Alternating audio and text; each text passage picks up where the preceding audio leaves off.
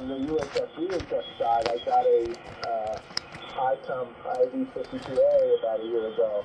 And it has a really nice scope for an HP. And when I grab that thing, I'm on the scope half the time, just sort of pulling around and seeing what's what. And it also helps you pick up new repeaters that you didn't know about. Right? I mean, you can look them up on repeater books. And even with the 991A, which has a nice scope, I like getting on the UHF, VHF bands and seeing, I find a new repeater pop up every once in a while, and I just find that interesting. Yeah, I just counted 10 different QSOs going on along the band here, just right on the scope. So that's what it's for. It's the spotting scope and figure out where people are. But anyways, man, look it up. Like I said, I wouldn't want to have you spend more money, but man, those HRO deals are just incredible. Bram sent me that, and I looked at them. I thought, man, I need to buy a 710, and then I thought, what the heck am I going to do with it?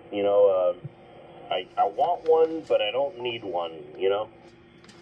You could be looking at 1,000K of bandwidth. Yeah, I mean, when you sent me that, I thought, well, I'll put the 450 in the truck, because that's where it used to be, and then I'll just use the 750 as a toy, and then the 710 rather. 710 will just be a toy. I'll play around with it, and then after that, it'll just it'll go over there and be at the rack where the 450 is. And then I thought, man, I don't know. Maybe you brought me to my senses. I just don't need it. The 710 is slightly larger than the 450, right? I'm not really sure that it's larger. In fact, I think it might be exactly the same size. Yeah, see, I'm tempted to buy one of those and put it in the truck. I know that's kind of crazy, but, that would be really neat to have that in the truck.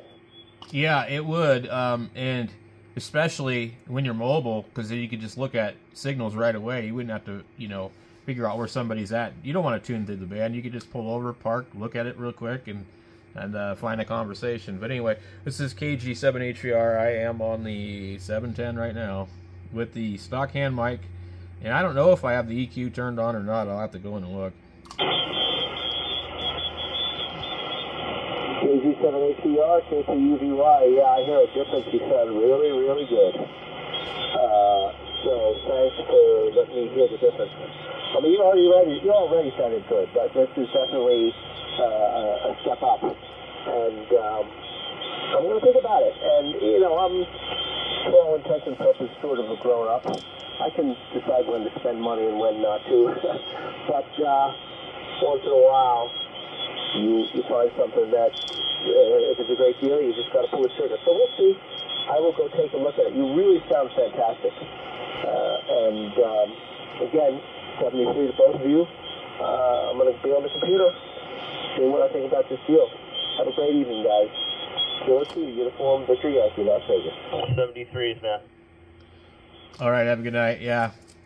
And I don't know if they're sold out either, so that's another thing to consider too. Definitely look and see. I saw R&L Electronics that doesn't charge taxes. They're sold out. They're not even offering any deals because they already sold out before Black Friday, it looked like.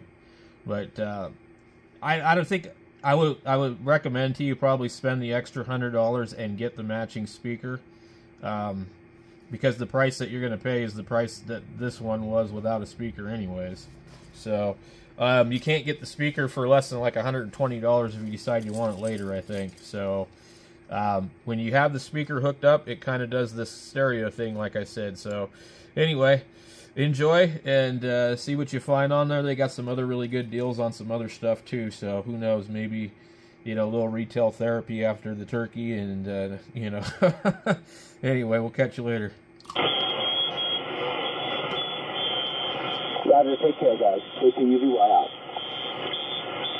I bought one of those tuners, Clark, the kit. I was like, I'm going to put it in the truck with my Linko radio, and because it doesn't actually have an SWR meter. Yeah. And so I'll have that little OLED display, And I thought, well, I could buy the whole assembled tuner for $77 plus tax, or the tuner itself is $29 and the box is $28, and then you got tax. And so I said, you know what? Okay, worst thing happens is I build it and it doesn't work, and I'll just send it back and get another one. Yeah, I'm sure it'll work. That's a neat little tuner. It's just, I'm like nervous about winding toroids like that, you know, and like you gotta make sure you measure the wire real good before you cut it and all that crap.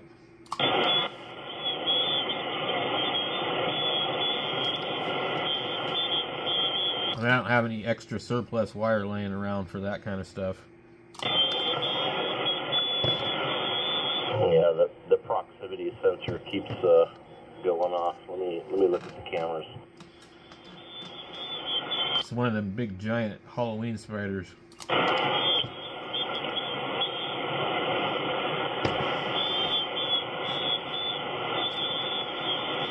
She put this like spider thing with glittery crap on it, and it would blow around in the wind on the security cameras over here, and I couldn't figure out what the hell it was because I couldn't see it because it was dark out, but I could see the shining weird stuff.